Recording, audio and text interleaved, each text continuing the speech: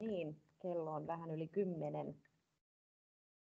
Tervetuloa vuoden ensimmäiseen Työkyky-studioon. Ja meillä nyt on Nuotti-valmennuksen positiiviset tulokset ja vaikuttavuus tämän ensimmäisen Verven Työkyky-studion aiheena. Ja ajattelin, että esittäydytään tässä, keitä ollaan, me keskustelijat, ja sitten päästään aiheeseen. Eli mä oon Sina Isokallio, toimin nuorten palveluvastaavana Vervessä ja aikaisemmin olen työskennellyt nuorten kanssa muun muassa työllisyyspalveluissa ja ammatillisen kuntoutuksen parissa olen työskennellyt vuodesta 2012 alkaen. Ja sitten meidän vieraalle puheenvuoro. Huomenta vaan kaikille ja terveisiä täältä Oulusta. Ja kiitoksia, että olen saanut tulla tänne Työkyky-studioon. Sain kutsun. Aina ilo puhua nuorista ja kuntoutuksesta ja nuottivalmennuksesta. Minä olen Kirsi Suoraniemi. Olen Kelalla etuuspalvelujen lakiyksikössä kuntoutuspalvelujen ryhmässä suunnittelijana. Ja minun vastuualueena on nuorten ammatillinen kuntoutus ja siten siis myös tämä nuottivalmennus. Kiva, tervetuloa. Ja osallistujille tiedoksi me otetaan vastaan kysymyksiä tuonne chattikenttään tämän Työkyky-studion aikana ja vastataan tuossa loppupuolella niistä sitten muutamiin. Ja muihin kysymyksiin, joihin ei ehditä Työkyky-studion aikana vastata, me toimitetaan sitten osallistujille kirjalliset vastaukset kysymyksiin jälkikäteen. No, nuottivalmennus. Sen suosio on kasvanut huimasti siitä vuodesta 2018, kun palvelu on pyöräytetty käyntiin. Ja vähän kerron siitä, että nuottivalmennus on suunnattu 16–29-vuotiaille nuorille, joilla ei ole opiskelu- tai työpaikkaa tai on opinnot vaarassa keskeytyä, tai jotka ei ole suorittamassa ase- tai siviilipalvelusta eikä pidä sitten suunniteltua välivuotta. Ja toimintakyvyn heikentyminen on sitten se yksi kriteeri siinä. Ja nuori saa nuottivalmennuksessa oman valmentajan valmennuksen ajalle, ja se valmennus toteutuu 5 kuukauden aikana ja se sisältää 20 tapaamiskertaa, jotka on tunnin mittaisia. Kirsi, haluaisitko vähän taustottaa Kelan näkökulmasta tätä nuottivalmennusta pikkasen? Joo, kyllä. Nuottivalmennushan on saanut alkunsa siitä Kelan NEET-nuorten kuntoutuksen kehittämisen projektista, joka oli vuosina 2018–2019. Ja siinä projektissahan oli tarkoituksena kehittää niin kuin koulutuksen ja työelämän ulkopuolelle jääneiden nuorten palveluita ja sitten valmistella ammatillisen kuntoutuksen lakimuutosta. Et sitten vuoden 2019 alusta tuli voimaan tämä 7a-pykälä nuorten ammatillinen kuntoutus. Ja Nuotti on siis tästä saanut alkunsa ja tällä hetkellä voi sanoa, että on kyllä semmoinen meidän ammatillisen kuntoutuksen palveluista semmoinen hittituote, koska kun katselin noita viime vuoden tilastoja, eli vuoden 2020 tilastoja, niin Nuottivalmennukseen on kuntoutuspäätöksiä tehty reilusti yli 4500 myönteistä päätöstä. Ja voi sanoa kyllä, että näyttää niin kuin oikeanlaiset ja nuotin tarpeessa olevat nuoret ohjautuvan, koska niitä hylkääviä päätöksiä on todella vähän suhteessa näihin myönteisiin päätöksiin. Joo, kyllä. Ja itse voisin kertoa hieman tuloksista tässä upeassa palvelussa. Eli ne tulokset ovat yksinkertaisesti loistavia ja puhuu oikeastaan puolestaan. Eli tämä iso kasvu on näkynyt kyllä Vervessäkin, eli meille on yhteensä 1224 nuorta ohjattu nuottivalmennukseen siitä vuodesta 2018 sinne vuoteen 2020 loppuun tällä välillä. Ja palvelun läpikäyneille nuorille on löytynyt alustava ammatillinen suunnitelma ja jatkosuositukset, ja heitä tästä joukosta on 83%, eli valtaosa. Ja se tyypillinen tilanne palvelun päättyessä on se, että nuoret joko päätyvät opiskelemaan, eli on joko aloittaneet opiskelun tai valittu opiskelijaksi, tai jatkavat sitten opintojaan. Ja tämä osio on selkeästi tietysti suurin, koska kyseessä on nuori asiakaskunta, joille ei välttämättä sitten peruskoulun jälkeisiä opintoja ole kertynyt laisinkaan tai vielä suoritettuna loppuun. Ja osa on sitten työllistynyt tai aloittanut oppisopimuksella, osa on aloittanut harjoittelun tai työkokeilun tai valmennuksen ja sitten siellä on osa ohjautunut kuntouttavaan työtoimintaan tai muuhun kuntouttavaan ammatillisen kuntoutuksen palveluun esimerkiksi. Ja niissä tapauksissa, joissa tämä tavoite ei ole saavutettu, heitä on semmoinen hyvin pieni osa, eli noin 8% asiakkaista, niin terveydentilanne on yleensä se selittävä syy siellä, että se on jotenkin heikentynyt niin, että toimintakykyä ei vielä ole sitten niin kuin riittävästi ollut Nuotti-valmennuksen loppuun käymiseen. Eli tämmöisissä tilanteissa sitten nuori ohjataan terveydenhuollon tai sosiaalityön pariin, että siellä otetaan sitten koppia nuoren tilanteesta. Se vähän, että minkälaisia nuoria Nuotti-valmennukseen ohjautuu, niin nuorilla on usein melko jäsentymätön elämäntilanne ja useilla nuorilla on siinä omassa terveydentilassa tosiaan haasteita esimerkiksi psyykkisten voimavarojen osalta ja se on usein aika selkein yhdistävä tekijä näissä nuorten tilanteissa, että on toimintakyky heikentynyt. Osaisitko sä kertoa, Kirsi, kans vähän, että minkälaisia ne nuoret on? Kyllähän ne nuorten joukko ei ole millään tavalla yhtenäinen, vaan se on hyvin moninainen ja sitten ne elämäntilanteet ja haasteet ja mahdolliset ongelmatkin on siellä moninaisia. Et kyllähän sieltä taustalta niin kuin usein löytyy juurikin sitä, että on niin kuin jäänyt sen opiskelu- ja työelämän ulkopuolelle ja yleensä sen taustalla taas on niitä terveyteen ja toimintakykyyn liittyviä ongelmia. Mutta sitten siellä on niinku semmoista elämänhallinnan arjen niinku ongelmaa, on niinku puutteita tai haasteita semmoisessa omien asioiden hoidossa, asioinnissa eri paikoissa. On semmoista heikkoa itsetuntoa. Mielenterveysongelmat ovat hyvin yleisiä, päihteiden käyttö ja muut riippuvuudetkin myös. Ja taloudellinen tilanne voi olla aika heikko. Se on aika laaja kirjo, minkälaisia niin kuin haasteita nuorten kanssa siinä kohdataan. No, tuossa vähän sivutaankin niitä semmoisia, jos siirrytään vähän niin kuin yhteiskunnallisemmalle tasolle, niin onko sulla niin kuin ajatusta, että minkälaisiin yhteiskunnallisiin haasteisiin tuo Nuotti-valmennus vastaa?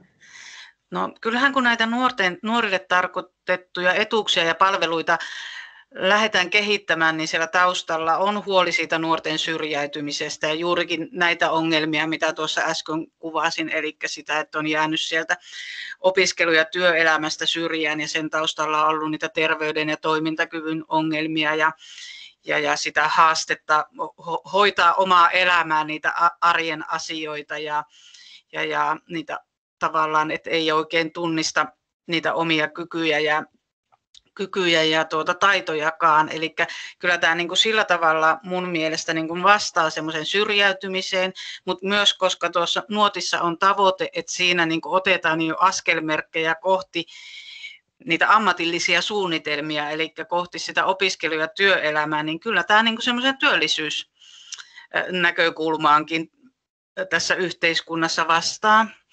Ja sitten yksi aika iso asia, niin kyllähän näillä nuorilla on niin kuin monestikin semmoista tyytymättömyyttä niihin omiin sosiaalisiin suhteisiin.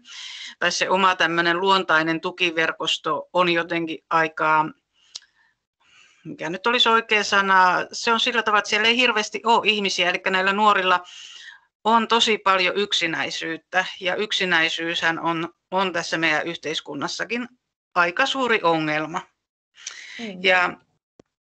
Ja se, että kun nämä nuoret on tämmöinen moninainen joukko, heillä on moninaisia haasteita ja ongelmia, niin sitten palveluidenkin pitäisi pystyä tavallaan niin kuin joustamaan ja tarjoamaan niin kuin tukea niihin moninaisiin tilanteisiin. Ja mun mielestä niin kuin Nuotti on siihen aivan niin kuin loistava palvelu, koska se on tämmöinen matalan kynnyksen palvelu, siihen on niin kuin tätä hakua tehty helpommaksi ja Kelan palvelukuvaus antaa tietyt raamit, mutta se toteutushan on kuitenkin niin kuin todella joustavaa nuorilähtöistä. Se varmasti onkin niin kuin yksi tämmöinen onnistumisen osatekijä, josta keskustellaan tuossa vähän myöhemmin. Eli juuri tämä syrjäytyminen ja koulupudokkuus on niin kuin merkittäviä, totta kai se yksinäisyyden ehkäisy. Ja sitten varmasti niin kuin, ne on semmoisia isoja yhteiskunnallisia haasteita, joita toki Nuotti-valmennus osaltaan sitten paikkaa. Ja varmasti tämä, mikä on ainakin omassa työssä valmentajan näkökulmasta näkynyt, on se palvelujen pirstaleisuus myöskin. Eli se näkyy nuorten elämässä niin, että nuoret ei välttämättä edes tiedä, mistä sitä apua voisi hakea, ja Nuotti-valmentajat rientää sitten apuun siinä tilanteessa, ja se palveluohjauksen merkitys korostuu siinä Nuotti-valmennuksessa, että Kyllä. löydetään palvelut ja oikea-aikaisesti sitten ohjataan. Kyllä, eli tässä meidän NEET-kehittämisprojektiin liittyvässä tutkimuksessahan tuli esille se, että niin kuin Nuotti-valmennuksen kautta ne nuoret oli löytänyt henkilön, joka auttaa heitä niin kuin eteenpäin tässä meidän yhteiskunnan palveluiden ja etuuksien viidakoissa, kun nuorilla on tosi vaikea hahmottaa niitä. Joo, se on kyllä.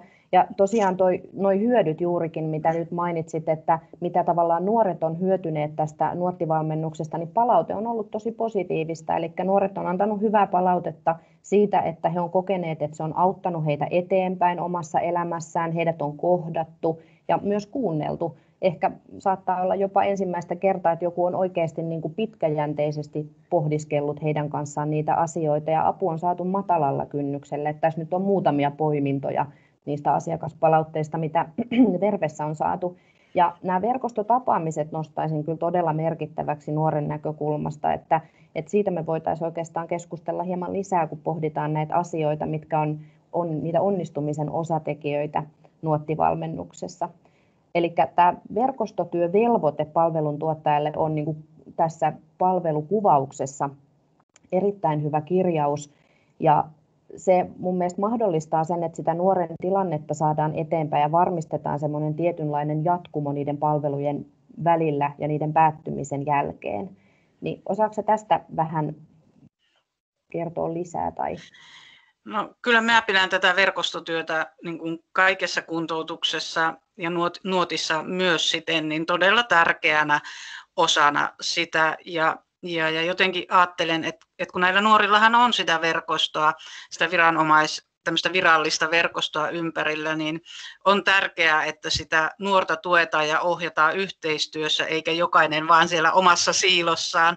Ja jotenkin se onnistunut verkostotyö lähtee ihan siitä, kun sitä nuorta lähdetään ohjaamaan sinne Nuotti-palveluun, jos siellä joku nuoren siitä verkostosta huomaa, että nyt tälle nuorelle olisi tosi hyvä tämä Nuotti-valmennus, niin sit kun nuoren kanssa lähdetään sinne Kelan suuntaankin ottamaan sitä yhteyttä, niin sieltä pystyttäisiin jo niin kuin hyvin tuomaan esille niitä nuoren tarpeita, mihin asioihin toivotaan, että siinä mitä asioita niin kuin lähdetään tavoittelemaan sillä Nuotti-valmennuksella, ja se verkostotyö koko sen prosessin ajan, eli sitten kun valmentaja astuu siihen areenalle nuoren tueksi, niin kartoitetaan se nuoren verkosto ja lähdetään niin kuin yhdessä viemään sitä prosessia eteenpäin. Ja tietenkin toinen semmoinen siirtymävaiheen nivelkohta on sitten siellä loppupäässä, eli kun nuoren valmennus alkaa päättymään, niin sitten katsotaan, että se nuori niin kuin siirtyy hyvin eteenpäin siitä valmennuksesta ja siellä on ne tarvittavat tukijat ja hekin tietää sitten sen Nuotti-valmennuksen, mitä on tehty ja mitä on suunniteltu eteenpäin. Että ei tätä työtä yksin tehdä, vaan kyllä sitä täytyy niin kuin yhteistyössä ja yhdessä ja tietenkin niin, että tarpeen mukaan, että ei verkostotyötä, vaan verkostotyön takia. Ja se, mikä on minun mielestä niin kuin olennaisen tärkeää siinä onnistuneessa verkostotyössä, on tietenkin, että se nuori saadaan itse siinä niin kuin aktiiviseksi toimijaksi. Että ei ne työntekijät siellä niin kuin tee nuoren puolesta, vaan nuori on itse siinä verkostossansa aktiivinen. Se on kyllä ihan totta. Se tuo hänelle myös sitä semmoista osallisuuden ja pystyvyyden tunnettakin, mikä on yksi niin kuin onnistuneen nuottivalmennuksen elementti minun mielestä. Kyllä. Joo, ja todella monen nuoren kanssa konkretisoituu se, että monessa paikassa puhutaan melko eri kieltä. Kyllä. Ja se semmoisena tulkkina toimiminen on myös ehkä nuottivalmennuksessa se yksi semmoinen rinnalla kulkemisen lisäksi semmoinen niin kuin ohjaajan rooli niistä moninaisista rooleista, että toi on mielenkiintoinen palvelu niin kuin ammatillisestikin sinänsä ohjaajille, koska siinä on niin kuin hyvin asiakaslähtöisesti edetään, niin kuin toki muissakin palveluissa, mutta tämä on ehkä niin kuin vähän vielä askel eteenpäin sieltä. Että Kyllä, ja siihen verkostotyöhön jotenkin vielä lisäisin niin, että siinä valmennuksen aikana varmasti huomataan, että just tätä palveluohjausta, että tämä nuori tarvitsee tämmöistä palvelua, niin se valmentaja tavallaan niin kuin saattaa nuoren ja kiinnittää nuoren siihen palveluun. Että sitten myös katsoo sen, että se nuori niin kuin tavallaan kiinnittyy ja alkaa käyttämään sitä palvelua ja alkaa tekemään sinne suuntaan myös sitten sitä verkostotyötä. Se on kyllä ihan totta. Joo. No, muita asioita, mitä itse ajattelisin niin kuin näin valmentajan näkökulmasta, mitkä on semmoisia merkittäviä niin kuin onnistumisen osatekijöitä näiden edellä mainittujen lisäksi, olisi tämmöinen niin kuin tavoitteellisen työskentelyn merkitys. Eli se, että just näitä omaa elämää koskevia tavoitteita määritellään yhdessä ja niitä kohti lähdetään just pienin askelin työskentelemään, niin se on monen nuoren kohdalla hyvin merkityksellistä. Että siellä saattaa olla taustalla juurikin semmoisia epäonnistumisen sumia, ne saattaa olla ne tavoitteet ollut vuosikaudet hyvin kaukana jotenkin ja saavuttamattomissa, ja silloin on just hyvin tärkeää, että kun on niitä keskeytyksiä kouluissa ja epäonnistumisia, niin se valmentajan rooli juurikin, että hoksauttaa sen nuoren onnistumisista ja jotenkin nuori pystyy sitten tarttumaankin paremmin pieniin askeliin, jotka johtaa sitten kohti sitä isompaa päämäärää ja tavoitetta, että se on hyvin tärkeä se valmentajankin rooli siinä. Kyllä, että kyllähän niin kuin suuri osa nuorista haluaa niin kuin päästä siinä elämässään eteenpäin ja haluaa saada semmoista selkeyttä siihen omaan elämäntilanteeseen ja löytää sen polun sinne opiskelu- ja työelämään. Ja valmentajan roolin mä näen siinä sellaisena, että hän niin kuin tukee ja ohjaa ja kannustaa ja rohkaisee ja niin kuin sanoin, niin hoksauttaa sitä nuorta, hoksauttaa niistä hyvistä asioista, mitä hänellä on elämässä, hoksauttaa siitä nuoren niin kuin voimavaroista ja vahvuuksista ja niistä kyvyistä ja taidoistakin, koska monesti nuorilla on niin kuin tosi paljon vaikeuksia tunnistaa niitä omia vahvuuksia, niin valmentaja tavallaan niin kuin nuorelle tuo niitä esille, että onhan sulla tämmöistä ja tämmöistä vahvuutta, mutta toisaalta sitten se valmentaja voi myös olla semmoinen järjen äänikin siinä, että hoksauttaa myös silloin, kun asiat ei ehkä ole menossa semmoiseen hyvään suuntaan. Ja sitten lähtee niin kuin nuoren kanssa, nuori saa juurikin sitä kannustusta ja tukea niiden keinojen etsimiseen, että miten mä lähtisin kohti niitä tavoitteita, mitä mä oon asettanut ja kohti sitä opiskelu- ja työelämää, koska kyllä mulla on semmoinen kokemus, että ne nuoret haluaa sinne opiskelemaan ja työhön ja löytää itselle semmoisen merkityksellisen paikan tässä omassa elämässä ja tässä yhteiskunnassa. Se on jo ihan totta. Ja se varmaan juuri onkin, että ei ole niitä keinoja, että se on varmasti se merkittävin estävä tekijä siellä. Ja mietin tätä ICF-viitekehyksen tuomista nuottivalmennukseen, niin itse olen kokenut, että se on niin kuin todella hyvä toimintaa ohjaava viitekehys, että nuoren sellainen kokonaisvaltainen tilanteen kartoittaminen ja toimintakyvyn kartoittaminen tapahtuu yhdessä paikassa ja nuottivalmennuksessa erityisesti, ja se jotenkin varmistaa sen, että se nuori niin kuin tulee tarkastelluksi tietyllä tapaa ja arvioiduksi myös niin kuin useammalta eri näkökantilta, että sitä ei niin kuin lähdetä sitä ensimmäistä tavallaan haastetta, että nyt et ole koulussa, vaan että mietitään, että mitä ne oikeasti on siellä taustalla. Että tämä on kyllä niin kuin helpottaa sitä oikea-aikaisten palvelujenkin löytämistä ja sitä palveluohjausta, kun tehdään sellainen hyvä toimintakyvyn kartoitus siellä. Ja tuohon onnistuneeseen nuottivalmennukseen, niin kyllähän kaiken A ja O on se, että sen nuoren ja valmentajan välille syntyy semmoinen luottamuksellinen ja avoin suhde, että se nuori sitten sitä kautta myös saa sitä semmoista motivaatiota siihen muutostyöhön ja myös sitoutuu siihen valmennukseen ja tulee juurikin sitä osallisuuden ja pystyvyyden tunnetta myös, mutta että sen suhteen täytyy tietenkin olla semmoinen, että nuori uskaltaakin lähteä siinä yhdessä valmentajan kanssa sitten työstämään niitä omia asioitaan. Koska aika iso asia, mikä nuotissa myös on huomattu, niin se kyllä tukee näitä nuoria myös siinä itsenäistymisessä ja aikuistumisprosessissa, että kun niitä sosiaalisia suhteita on aika vähän ja voi olla, että semmoisia aikuisia ei, sitä itsenäistymistä ja omaa aikuistumisprosessia ei ole siellä luontaisessa verkostossa sellaisia aikuisia henkilöitä, niin sitten valmentaja tukee siinä. Se on ihan totta. Ja toi luottamuksellinen suhde, kun mietitään niitä kaikkia tavallaan osa-alueita, mitä niin kuin nuottivalmennus nuoren elämässä koskettaa, niin ne aihealueet ei välttämättä ole niin kovin helppoja. Siellä käsitellään kyllä niin oikeastaan kaikki elämän käännekohdat varmaankin, että se rooli, mikä valmentajalla on hyvinkin vaihteleva, että siellä ollaan välillä äitejä ja välillä ollaan psykologeja ja lääkäreitä ja sairaanhoitajia ja sitten kaikkea siltä väliltä, että se on kyllä todella niin kuin merkittävä asia, että sellainen luottamuksellinen ja avoin suhde on. Ja totta kai niin kuin tässä, jos vetää vähän yhteen sitä, että niitä onnistumisen osatekijöitä, niin varmasti juuri se verkostotyö, että sitä tehdään niin kuin oikea-aikaisesti ja myös se tavoitteellinen työskentely. Ja kyllähän niin kuin korostuu tosi paljon se valmentajan rooli juuri niiden apuna tavallaan ja rinnalla kulkijana ja myös sitten semmoisen niin kuin osaamisen ja vahvuuksien tunnistamisessa, että ne on kyllä tärkeässä roolissa siinä. Tuleeko sinulle jotain muita asioita, mitkä vaikuttaa siihen, että nuottivalmennus on niin onnistunut palvelu ja siinä on niin hyviä tuloksia tullut?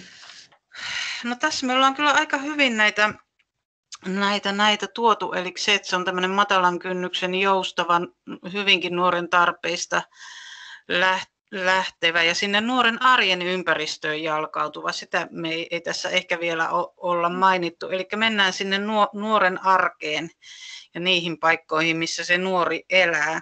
Ja kyllähän niin kuin onnistunut nuottivalmennus, niin kuin kerroit tuosta teidän Verven tuloksista, niitä oli ilo kuunnella, niin onnistunut nuottivalmennushan johtaa sitten siihen, että nuori voi siirtyä vaikka johonkin toiseen kuntoutukseen, johonkin toiseen ammatillisen kuntoutuksen palveluun, tai sinne opiskelemaan tai työelämään tai työharjoitteluun. Ja sillä tavalla nuori sitten alkaa myös uskomaan siihen, että mulla on mahdollisuus tehdä muutoksia omassa elämässä, kun asiat menee eteenpäin. Kyllä. Tuosta voisin... Niin. Samaa sanomassa, että se on varmaan just tärkeää, että tulee nuorelle semmoinen olo myöskin, että asiat etenee. Kyllä. Että ei junnaa paikallaan, kun se tilanne on saattanut kestää jo useita vuosia samanlaisena, niin sitten, että ne asiat lähtee pikkuhiljaa niin kuin rullaamaan eteenpäin, niin se on varmaan myös tosi tärkeä semmoinen se tunne. Kyllä. Tuossa jo sanoinkin muutaman sanan tuosta meidän NEET-projektiin liittyneestä tutkimuksesta. Kelallahan on alkamassa nyt nuottivalmennukseen liittyvä tutkimus, ja siinä on tarkoitus, että tutkitaan niin kuin nuottivalmennuksen toteutumista, niitä hyötyjä ja vaikutuksia, ja sitä tutkitaan niin nuorten palveluntuottajien kuin palveluohjanneiden tahojen näkökulmasta. Eli tämmöinen tutkimus on alkamassa ja ne tutkimuskysymykset liittyy juurikin siihen ohjautumiseen ja hakemiseen, että miten se valmennukseen ohjautuminen ja hakeutuminen on toteutunut, miten itsessään tämä nuottivalmennus on toteutunut, miten se yhteydenpito ja verkostotyö siinä on toteutunut. Ja sitten nämä vaikutukset, eli miten tämä nuottivalmennus on vaikuttanut näiden nuorten elämäntilanteisiin. Mielenkiinnolla odotamme sitten tämän tutkimuksen valmistumista.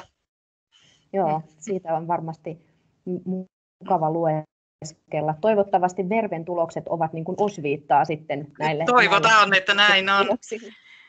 Aivan. Joo, hei, meillä oli tuolla sitten varattuna pieni aika noille kysymyksille. Täällä on jos luen tästä, kiitos Tiina kommentista ja kysymyksestä. Kommenttina täältä oppilaitosmaailmasta. Meitä joskus mietityttää eriarvoisuus siinä suhteessa, että etsivän nuorisotyön palvelu on hieman samansuuntaista Nuotin kanssa, mutta ilman taloudellista etuutta, jos ajattelee koko valtakunnan tasolla ja mihin nuoret myös lakisääteisesti keskeytyksen jälkeen ohjataan. Miten Kelassa ajateltu tätä näkökulmaa? Sinänsä tietysti loistava matalan kynnyksen palvelua palveluvalikkoon. Siinäpäs olikin kysymys.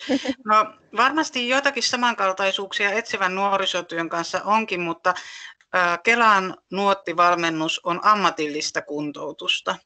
Ja siinä on tarkoitus, että suunnataan sinne ammatilliselle polulle jo aletaan ainakin niitä alustavia suunnitelmia ja askelmerkkejä ottamaan. Ja on haluttu niin kuin se toimeentulo turvata sitten tämän valmennuksen ajalta sillä kuntoutusrahalla. Joo, niin se varmaan eroaa merkittävästi siinä, että se on niin kuin selkeästi kuntoutuspalvelu ja toimii tavallaan ammatillisen kuntoutuksen periaatteella, että vaikka varmasti yhtymäkohtia onkin paljon etsivään nuorisotyöhön, niin se eroavaisuus ehkä on sit siinä, että tässä on niin kuin hyvin selkeästi päämääränä se alustava ammatillinen suunnitelma. Kyllä. Ja etsivä nuorisotyö on varmasti nuottivalmentajille hyvin tärkeä ja oleellinen yhteistyökumppani ja verkosto siellä nuorten elämässä. Sanotaan näin, että se parhaimmillaan juurikin täydentää kyllä niin kuin nuottivalmennusta, että pystyy tekemään esimerkiksi verkostoyhteistyössä sitten semmoisia vähän niin kuin rajanjakoja, että kumpi keskittyy mihinkin ja mitä tehdään yhdessä, että se on kyllä ollut semmoinen. Muita kysymyksiä täällä ei ollutkaan sitten semmoisia niin kuin varsinaisesti suoranaisesti meille esitettyjä, mutta jos jotain herää, niin niitä voi toimittaa meille myöskin jälkikäteen ja vastaillaan niihin sitten. Ja Kirsi, kertoisitko vielä, miten Nuotti-valmennukseen voi hakeutua?